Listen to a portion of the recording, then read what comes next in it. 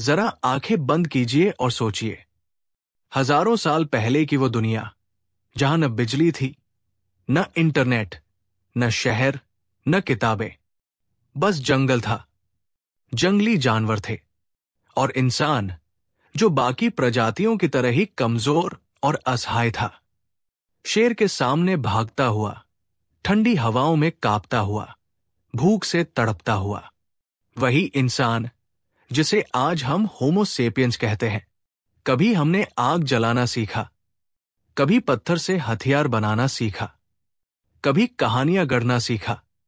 धीरे धीरे हमने नदियों पर पुल बनाए, जंगलों को खेतों में बदला और फिर सभ्यताएं खड़ी कर दी। सोचिए, वही इंसान जो कभी शेर और भालू से डरकर गुफाओं में छिपता था, आज वही चांद पर झंडा गाड़ चुका है और मंगल पर कॉलोनी बसाने की सोच रहा है। यानी सवाल सिर्फ इतना है कि हम यहां तक कैसे पहुंचे? कैसे एक साधारण बंदर जैसी प्रजाति पूरी धरती की सबसे ताकतवर शक्ति बन गई? इसका जवाब है हमारी सोच, कल्पना और सहयोग की ताकत। हमने मिलकर काम करना सीखा, हमने कहानियां बनाई, धर्म और संस्कृति गढ़ी, राष्ट्र बनाए और विज्ञान रचा। यही वो बातें थी जिन्होंने हमें बाकी सब जीवों से अलग कर दिया। दोस्तों, यही है सेपियंस की असली कहानी। ये सिर्फ एक किताब नहीं है, ये एक टाइम मशीन है जो हमें हमारे अतीत की सैर कराती है और बताती है कि इंसानियत का भविष्य कैसा हो सकता है। और आज के इस वीडियो में हम साथ मिलकर उसी यात्रा पर निकलेंगे। हम देखेंगे कि कैसे हमारी सोच ने हमें गुफाओं से लेकर गैलेक्सी तक पहुंचा दिया, कैसे कॉग्निटिव रेवोल्यूशन ने हमें सपनों की ताकत दी, एग्रीकल्चरल रेवोल्यूशन ने हमें समाज बनाने की कला सिखाई, और कैसे आज हम एक ऐसे मोड़ पर खड़े हैं जहां से पूरा भविष्य तय होगा। तो तैयार हो जाइए, क्योंकि ये कहानी सिर्फ इंसानों की नहीं है, ये कहानी आपकी और मेरी है। ये कहानी है होमो सेपियंस की, यानी हमारी। भाग 1, संज्ञानात्मक क्रांति, कॉग्निटिव रेवोल्यूशन। जरा सोचिए, करीब 70,000 साल पहले धरती पर कई किस्म के इंसान रहते थे। हां, आप सही सुन रहे हैं, सिर्फ हम होमो सेपियंस ही नहीं थे। उस वक्त होमो इरेक्टस, नींडरथल्स, डेनिसोवन्स जैसी और भी प्रजातियां थी। लेकिन धीरे धीरे सब गायब हो गई और आज सिर्फ हम बचे हैं। अब सवाल यह है, आखिर ऐसा क्या था हमारे अंदर जो हमें बाकियों से अलग बनाता था? ना तो हम सबसे ताकतवर थे, ना सबसे तेज, और ना ही सबसे बड़े। एक लायन हमसे कहीं ज्यादा ताकतवर था, एक चीता हमसे कहीं तेज, और एक मैमथ हमसे कहीं बड़ा। फिर भी आखिर क्यों पूरी धरती पर हमने राज करना शुरू कर दिया? इसका जवाब छिपा है हमारी सोचने की क्षमता, यानी कॉग्निशन में।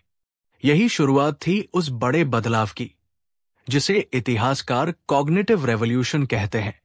भाषा असली सुपर पावर।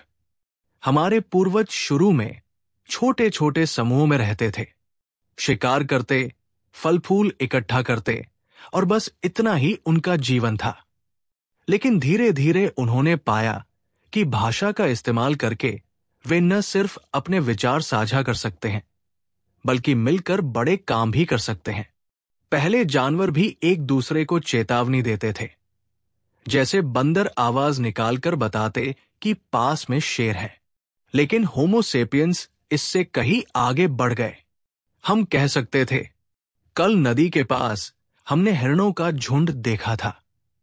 अगर कल सुबह सब मिलकर जाएंगे तो ज्यादा शिकार मिलेगा। यानी इंसान ने भविष्य और अतीत पर बात करना सीखा। यही हमें बाकियों से अलग करता है। सोचकर देखिए, आज भी हमारी पूरी सभ्यता इसी भाषा की ताकत पर टिकी है। चाहे किताबें हो, संविधान हो, या फिर व्हाट्सएप मैसेजेस, सब कुछ उसी भाषा की ताकत का नतीजा है, कहानियों की ताकत। लेकिन कॉग्निटिव रेवोल्यूशन का असली जादू सिर्फ भाषा तक सीमित नहीं था। असल ताकत तब आई जब इंसान ने कहानियां गढ़ना और उन पर विश्वास करना सीखा। हमने ऐसी बातें मानना शुरू किया जो वास्तविक रूप से मौजूद नहीं थी, जैसे भगवान, आत्मा, जाति, राष्ट्र, कानून। ये सब इंसानी कल्पना की उपज है, लेकिन आज इनकी वजह से ही हमारी पूरी दुनिया चल रही है। सोचिए, अगर हम सब भारतीय रुपए को कीमत न माने तो उसका कोई मूल्य ही नहीं रहेगा। अगर सब मिलकर मानना बंद कर दे कि भारत नाम का देश है, तो हमारी सीमा, पासपोर्ट, झंडा सब बेमानी हो जाएंगे। यही इंसानी दिमाग का चमत्कार था, शेयर्ड इमेजिनेशन। इसी ने हमें छोटे छोटे समूहों से निकालकर बड़े बड़े समाज बनाने लायक बनाया। सहयोग की कला। बाकी जीव जंतु आमतौर पर 50-60 के झुंड से आगे संगठित नहीं हो पाते, लेकिन इंसान ने हजारों, लाखों और आज तो अरबों की संख्या में भी आपसी सहयोग संभव कर दिया। सोचिए, एक क्रिकेट मैच में हजारों लोग सिर्फ इसलिए एकजुट होकर टीम को चीयर करते हैं क्योंकि वे भारत नाम की साझा पहचान पर यकीन करते हैं, या फिर लाखों लोग सिर्फ एक कागज के टुकड़े, करेंसी पर भरोसा करके एक दूसरे से लेन देन करते हैं। ये सब कॉग्निटिव रेवोल्यूशन के बिना नामुमकिन था। इस क्रांति ने इंसान को शिकारी से विजेता बना दिया। पहले हम जंगलों में शेर और भेड़ियों से डरते थे, लेकिन धीरे धीरे हमने आग, हथियार और योजनाओं की मदद से सबसे खतरनाक शिकारी तक को मात दे दी। फिर इंसान ने नई नई जगहों की खोज शुरू की। अफ्रीका से निकलकर एशिया, यूरोप और आखिरकार पूरी दुनिया में फैल गया। हर जगह उसने बाकी प्रजातियों को पछाड़ दिया। तो काम की बात यह है कि इंसान की सबसे बड़ी ताकत उसका शरीर नहीं, बल्कि उसकी कल्पना और सहयोग करने की क्षमता है। आज भी अगर हमें बड़ी सफलता पानी है, चाहे वो बिजनेस हो, करियर हो या समाज, हमें यही याद रखना होगा कि सपने देखो, इमेजिनेशन, दूसरों को अपने सपनों में शामिल करो, स्टोरी टेलिंग, टीम बनाओ और मिलकर काम करो, कोऑपरेशन। यही 3 चीजें हमें आगे भी बाकी चुनौतियों से जीत दिलाएंगी। कॉग्निटिव रेवोल्यूशन ने हमें सोचने, कहानियां बनाने और बड़े स्तर पर जुड़ने की ताकत दी। लेकिन सवाल यह था, क्या इस ताकत का इस्तेमाल हम अपने पेट भरने से आगे किसी और काम में कर पाएंगे? इसी सवाल का जवाब हमें मिलेगा अगली क्रांति में, एग्रीकल्चरल रेवोल्यूशन, जहां इंसान ने पहली बार जंगल का घुमक्कड़ होने के बजाय एक जगह बसकर खेती करना शुरू किया। भाग 2, कृषि क्रांति, एग्रीकल्चरल रेवोल्यूशन। जरा सोचिए, आज अगर आपको सुबह उठकर नाश्ता करना हो तो आप आराम से रसोई में जाएंगे, गैस जलाएंगे और कुछ ही मिनटों में पराठा, चाय या सैंडविच खा लेंगे। लेकिन अगर आप 12,000 साल पहले होते तो आपको सबसे पहले जंगल जाना पड़ता, घंटों तक जड़ें खोदनी पड़ती, फल फूल ढूंढने पड़ते या फिर शिकार करने जाना पड़ता। और फिर भी ये गारंटी नहीं थी कि पेट भर ही जाएगा। इसी जीवन से छुटकारा दिलाने वाली सबसे बड़ी घटना थी एग्रीकल्चरल रेवोल्यूशन, यानी कृषि क्रांति। घुमक्कड़ी से स्थायी जीवन की ओर। शुरुआत में इंसान नोमैडिक यानी घुमक्कड़ था, कभी इधर कभी उधर, शिकार जहां मिला वही डेरा डाल लिया। लेकिन करीब 10-12 हजार साल पहले इंसान ने एक बड़ा बदलाव किया। उसने पौधों को बोना और उगाना सीखा। गेहूं, जौ, चावल, मक्का जैसी फसलों की खोज हुई। धीरे धीरे इंसान ने जानवरों को भी पालतू बनाना शुरू किया, जैसे गाय, बकरी, भेड़। इससे पहली बार इंसान ने एक जगह बसकर रहना शुरू किया। गांव बने, फिर नगर बने और वहीं से सभ्यता की नींव रखी गई। गेहूं ने इंसान को पालतू बना लिया। इतिहासकार युवाल नोआ हरारी, सेपियंस, का एक बड़ा दिलचस्प तर्क है। हमने गेहूं को नहीं पालतू बनाया, बल्कि गेहूं ने हमें पालतू बना लिया। सोचकर देखिए, पहले हम खुले जंगलों में घूमते थे, तरह तरह का खाना खाते थे, हवा पानी का मजा लेते थे। लेकिन जैसे ही हमने खेती शुरू की, हम खेतों से बंध गए। सुबह से शाम तक खेत जोतना, पौधों की देखभाल करना, सिंचाई करना, यानी असल में इंसान गेहूं का नौकर बन गया। और धीरे धीरे हमारी जिंदगी डाइवर्स फूड से घटकर मोनोटोनस फूड, यानी सिर्फ कुछ ही चीजों तक सीमित हो गई। अब सवाल है, कृषि क्रांति हमारे लिए वरदान थी या अभिशाप? फायदे ये थे कि पेट भरने की संभावना बढ़ी, ज्यादा लोग एक साथ रह सकते थे, स्थायी घर, गांव और समाज का निर्माण हुआ। धीरे धीरे कला, संस्कृति, धर्म और कानून पनपे। और नुकसान, खाने का दायरा घट गया, मैलन्यूट्रिशन बढ़ा, किसान का जीवन पहले से ज्यादा मेहनत वाला था। बीमारी और महामारी फैलने लगी, भीड़ भाड़ के कारण। सामाजिक असमानता पैदा हुई, कुछ लोगों के पास जमीन और फसलें, बाकी मजदूर। यानी कृषि क्रांति ने हमें एक तरफ सभ्यता दी, तो दूसरी तरफ बाधाएं और संघर्ष भी दिए। पहले गांवों की कहानी। पुरातत्वविद बताते हैं कि जेरिको, आज का फिलिस्तीन, और कैटलहॉक, आज का तुर्की, जैसे गांव सबसे पुराने स्थायी बस्तियों में गिने जाते हैं। यहां लोग घर बनाकर रहने लगे थे। धीरे धीरे उन्होंने अनाज का भंडारण करना सीखा। अब जरा सोचिए, पहले जो इंसान हर रोज शिकार करने निकलता था, उसे अब भंडारण की सुविधा मिल गई। इसका मतलब ये हुआ कि भविष्य की चिंता कम हो गई, और यही इंसान को आगे कला, धर्म और राजनीति सोचने की फुर्सत देने लगा। सपनों का खेत या बेड़ियों का पिंजरा। एग्रीकल्चरल रेवोल्यूशन हमें ये सिखाती है कि हर बड़ी सुविधा अपने साथ नई मुश्किलें भी लाती है। इंसान को लगा था कि खेती करके वो स्वतंत्र हो जाएगा, लेकिन हुआ उल्टा। उसे और ज्यादा काम करना पड़ा, और जीवन और ज्यादा कठिन हो गया। आज भी हम यही देखते हैं। सोचते हैं कि टेक्नोलॉजी हमें आराम देगी, लेकिन कभी कभी वही हमें गुलाम बना देती है, जैसे मोबाइल फोन, जो सुविधा भी है और नशा भी। कृषि क्रांति हमें यह सिखाती है कि तरक्की हमेशा आसान जिंदगी का नाम नहीं है, बल्कि तरक्की का मतलब है नई चुनौतियों को अपनाना और उनसे सीखकर आगे बढ़ना।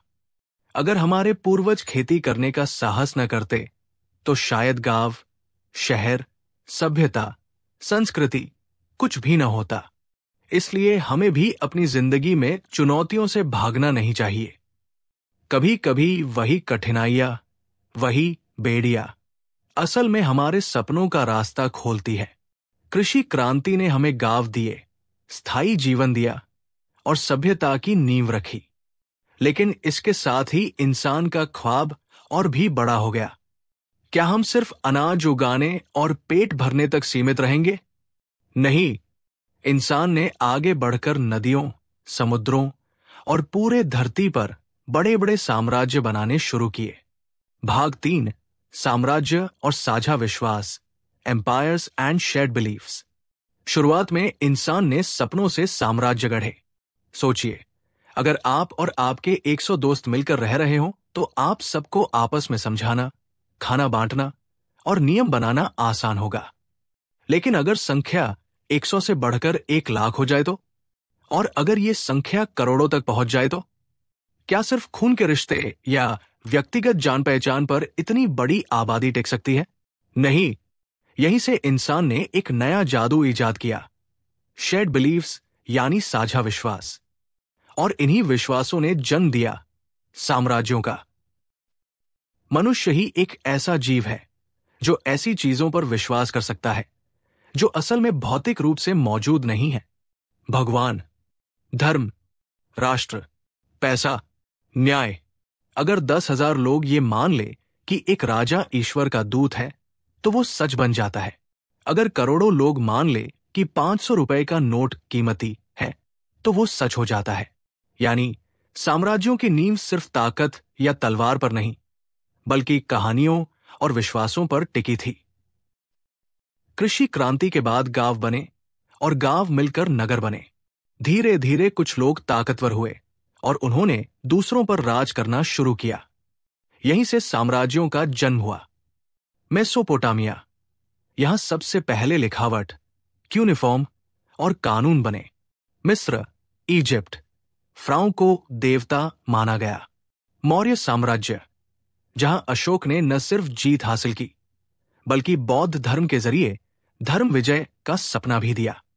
रोमन साम्राज्य, जिसने प्रशासन, सेना और कानून की ऐसी प्रणाली बनाई कि आज भी दुनिया उसकी मिसाल देती है। हर साम्राज्य की अपनी तलवार थी, लेकिन उसकी असली ताकत थी साझा विश्वास। धर्म और साम्राज्य, धर्म ने साम्राज्यों को गोंद की तरह जोड़े रखा। सोचिए, कैसे अरब के रेगिस्तान में फैला इस्लाम या भारत में फैला हिंदू धर्म करोड़ों लोगों को एक सूत्र में बांध पाया, क्योंकि धर्म एक साझा कहानी सुनाता था। हम सबका एक ही ईश्वर है, या हम सब एक ही संस्कृति के रक्षक हैं। धर्म ने सिर्फ पूजा का तरीका नहीं दिया, बल्कि कानून, नैतिकता और भाईचारे की परिभाषा भी दी। पैसे और व्यापार की साझा कहानी। सिर्फ धन ही नहीं, पैसा भी इंसान की सबसे बड़ी साझा कल्पना है। सोचिए, सोने की एक डली सिर्फ चमकदार धातु है, लेकिन अगर लोग मान ले कि ये कीमती है, तो वही सभ्यताओं के बीच व्यापार की भाषा बन जाती है। यूनानियों से लेकर गुप्त साम्राज्य तक और फिर आधुनिक यूरोप तक, पैसा ही वो पुल था जिसने अलग अलग संस्कृतियों और साम्राज्यों को जोड़ दिया।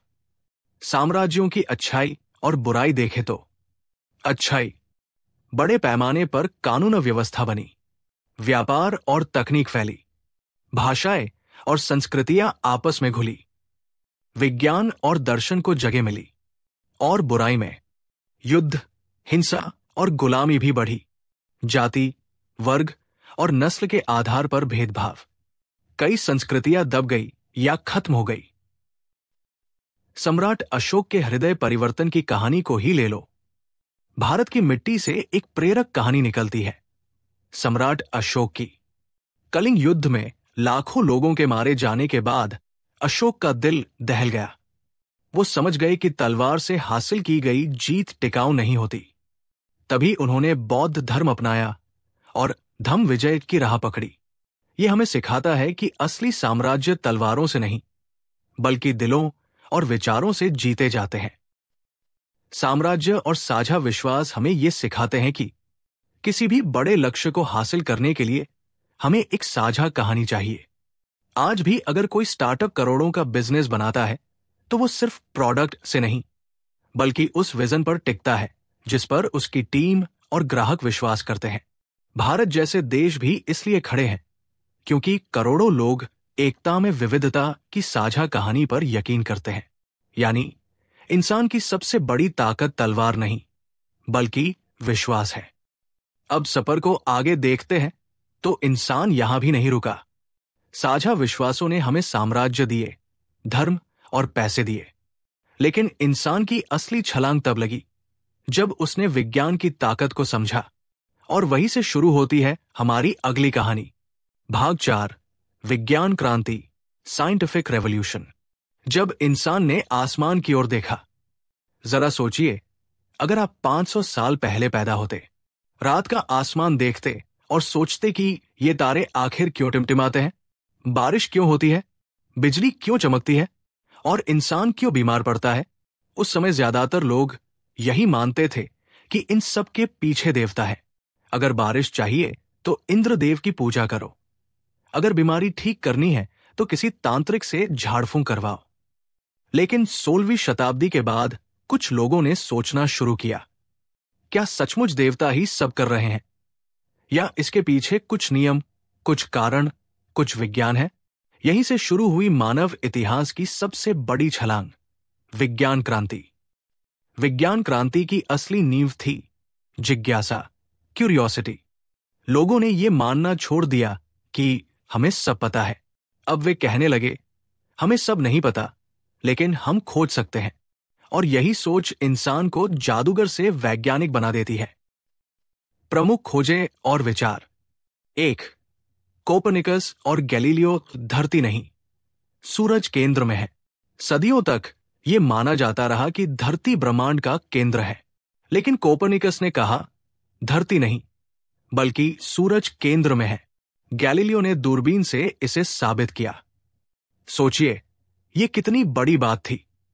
ये मानो इंसान के अहंकार को तोड़ देना था कि हम ब्रह्मांड के केंद्र नहीं हैं। 2. न्यूटन नियमों का जादूगर। आइजैक न्यूटन ने गुरुत्वाकर्षण और गति के नियम खोज निकाले। उन्होंने दिखाया कि पेड़ से गिरता सेब और आसमान में घूमता चांद दोनों एक ही नियम से चलते हैं, यानी प्रकृति जादू से नहीं बल्कि नियमों से चलती है। 3. चिकित्सा में क्रांति। बीमारी को पहले शैतान या पाप का फल माना जाता था, लेकिन वैज्ञानिकों ने खोजा कि बीमारियां बैक्टीरिया और वायरस से होती है। टीकाकरण और दवाओं ने लाखों करोड़ों लोगों की जिंदगी बचाई। 4. औद्योगिक और तकनीकी खोजें। विज्ञान ने सिर्फ किताबों तक सीमित नहीं रहा, उससे मशीनें बनी, बिजली आई, इंजन बना, जहाज और रेलगाड़ी बनी, यानी इंसान की रफ्तार और ताकत कई गुना बढ़ गई। कुल मिला के विज्ञान ने सोचने का तरीका बदल दिया। विज्ञान ने हमें सिखाया कि हर चीज को प्रमाण से परखो। शक करना बुरी बात नहीं, बल्कि प्रगति की पहली सीढ़ी है। गलतियां भी हमें सच्चाई तक ले जाती है, यानी इंसान ने मान्यताओं से ऊपर उठकर तथ्यों पर विश्वास करना शुरू किया। 1903 में राइट ब्रदर्स ने पहली बार हवाई जहाज उड़ाया। सोचिए, हजारों साल तक इंसान आसमान में उड़ते पक्षियों को देखकर ईर्ष्या करता रहा था। लोग कहते थे उड़ना तो सिर्फ पक्षियों और देवताओं का काम है, लेकिन विज्ञान ने इंसान को वो ताकत दे दी कि उसने अपने सपनों को पंख लगा दिए। आज हम घंटों में महाद्वीप पार कर लेते हैं। विज्ञान क्रांति हमें एक गहरा सबक देती है। अगर आप सवाल पूछने की हिम्मत रखते हैं तो आप दुनिया बदल सकते हैं। आज हर बड़ा इनोवेशन, चाहे इंटरनेट हो, एआई हो या अंतरिक्ष यात्रा, सब उसी जिज्ञासा का नतीजा है। अगर गैलीलियो ने दूरबीन से आसमान देखने की जिज्ञासा न दिखाई होती, अगर न्यूटन ने सिर्फ गिरते हुए देखकर सवाल न किया होता, तो शायद हम आज भी अंधविश्वासों में जकड़े रहते। भारत भी विज्ञान की इस परंपरा में पीछे नहीं रहा। आर्यभट्ट ने शून्य का सिद्धांत दिया, सुश्रुत ने सर्जरी की नींव रखी, और आधुनिक भारत में सीवी रमन, एपीजे अब्दुल कलाम जैसे वैज्ञानिकों ने दिखाया कि विज्ञान सिर्फ लैब तक सीमित नहीं, बल्कि एक राष्ट्र को मजबूत बनाने का रास्ता है। विज्ञान ने इंसान को नियम समझाए, लेकिन अभी एक और रहस्य बाकी था। इंसान खुद कौन है? उसका दिमाग कैसे काम करता है? उसकी इच्छाएं और सपने कहां से आते हैं? और यही सवाल हमें ले जाता है अगले पड़ाव पर। भाग 5, होमो सेपियंस का भविष्य, फ्यूचर ऑफ होमो सेपियंस। हम आगे क्या होंगे? कल का इंसान कौन होगा? आज जब आप ये वीडियो सुन रहे हैं, आपके हाथ में एक स्मार्टफोन है। सोचिए, सिर्फ 20 साल पहले मोबाइल में न इंटरनेट था, न टच स्क्रीन। आज वही मोबाइल आपकी जेब में पूरा संसार समेटे हुए है। अब जरा आगे की कल्पना कीजिए। क्या होगा अगर इंसान और मशीन एक हो जाए? क्या होगा अगर बीमारियां हमेशा के लिए मिट जाए? और क्या होगा अगर इंसान खुद भगवान बन जाए, मौत को हरा दे? यही है वे सवाल जिनसे शुरू होता है हमारा अंतिम अध्याय, future of homo sapiens. Technology, नया एवोल्यूशन। पिछली क्रांतियों ने हमें भाषा, खेती और विज्ञान दिया, लेकिन अब हम एक नई छलांग पर खड़े हैं। आर्टिफिशियल इंटेलिजेंस, बायोटेक्नोलॉजी और जेनेटिक इंजीनियरिंग। एक इंसान और मशीन का मिलन। आज एआई आपकी गूगल सर्च करता है, कार चलाता है, आपके लिए गाने चुनता है, लेकिन कल यही एआई आपकी सोच को पढ़ पाएगा, आपके फैसले ले पाएगा। सोचिए, जब इंसान अपने दिमाग में चिप लगवाकर अपनी मेमोरी बढ़ाएगा या रोबोटिक हाथ लगवाकर अपनी ताकत बढ़ाएगा, तो वो होमो सेपियंस ही रहेगा या सुपर ह्यूमन? 2 मौत पर जीत। वैज्ञानिक मानते हैं कि आने वाले 100 से 150 सालों में इंसान मौत को काफी हद तक नियंत्रित कर सकता है। डीएनए एडिटिंग और नैनो टेक्नोलॉजी से बुढ़ापा धीमा होगा। कल्पना कीजिए, इंसान 150 से 200 साल तक जीने लगे। लेकिन सवाल है, क्या धरती इतनी बड़ी है कि सबको इतना लंबा जीवन दे सके? 3. जेनेटिक इंजीनियरिंग बच्चे का डिजाइन। भविष्य में माता पिता अपने बच्चे का रंग, कद, बुद्धिमत्ता पहले से चुन पाएंगे। एक तरह से बच्चा प्राकृतिक नहीं, बल्कि डिजाइन किया हुआ होगा। लेकिन क्या इससे समाज में असमानता और नहीं बढ़ेगी? अमीर परिवार सुपरह्यूमन बच्चे पैदा करेंगे और गरीब पीछे रह जाएंगे। तो भाई खतरे भी है और अवसर भी। हर बड़ी ताकत के साथ एक बड़ा खतरा भी आता है। एआई इंसान की जगह ले सकता है। हथियार और भी खतरनाक हो सकते हैं। और अगर इंसान ने अपनी लालच और अहंकार पर काबू न पाया तो शायद वही ताकत उसकी बर्बादी बन जाए।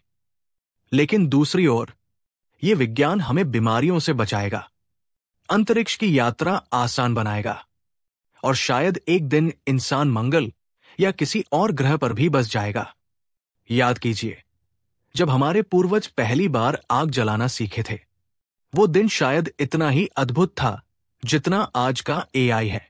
तब आग ने हमें जंगली जानवरों से बचाया, खाना पकाना सिखाया और सभ्यता की नींव रखी। आज एआई और बायोटेक्नोलॉजी वही नई आग है। फर्क सिर्फ इतना है, अगर आग पर काबू खोया तो जंगल जलता था। अगर एआई और बायोटेक पर काबू खोया तो पूरी सभ्यता जल सकती है। दोस्तों, होमो सैपियंस की असली ताकत न भाषा थी, न खेती, न विज्ञान। असल ताकत थी मिलकर काम करना, कहानी गढ़ना और सपने देखना। भविष्य में भी वही ताकत हमें बचाएगी। एआई, जेनेटिक्स या स्पेस ट्रैवल, ये सब औजार हैं। लेकिन ये औजार अच्छे या बुरे बनेंगे, ये इस पर निर्भर करेगा कि हम उनका इस्तेमाल कैसे करते हैं। भविष्य का इंसान शायद होमो सेपियंस न रहकर होमोडोस, भगवान जैसा इंसान बन जाए। वो अंतरिक्ष में बसे, 200 साल जिए और मशीन से जुड़ा हुआ हो। लेकिन एक बात कभी नहीं बदलेगी, इंसान वही रहेगा जो सपने देखता है, सवाल पूछता है और मिलकर आगे बढ़ता है। यही है असली भविष्य, न कि सिर्फ लंबी उम्र जीना, बल्कि सार्थक जीवन जीना। अगर हमारे पूर्वज डरकर गुफाओं में ही बैठे रहते तो हम आज यहां नहीं होते। अगर गैलीलियो और न्यूटन सवाल न पूछते तो हम अब भी अंधविश्वास में जी रहे होते। और अगर हम आज हिम्मत न दिखाएं तो आने वाली पीढ़ियां हमें खोया हुआ मौका कहेंगी। तो दोस्तों, सवाल ये नहीं है कि भविष्य में होमो सेपियंस क्या बनेगा। सवाल यह है कि हम किस तरह का भविष्य बनाना चाहते हैं। आप इस पर क्या सोचते हैं? कमेंट में लिख के बताएं। अगर आपको यह वीडियो पसंद आया तो इसे लाइक जरूर करें, दोस्तों के साथ शेयर करें और ऐसे ही गहरे, सोच बदलने वाले कंटेंट के लिए चैनल को सब्सक्राइब कर लें। याद रखिए, कल का इतिहास आज आपके फैसलों से लिखा जाएगा।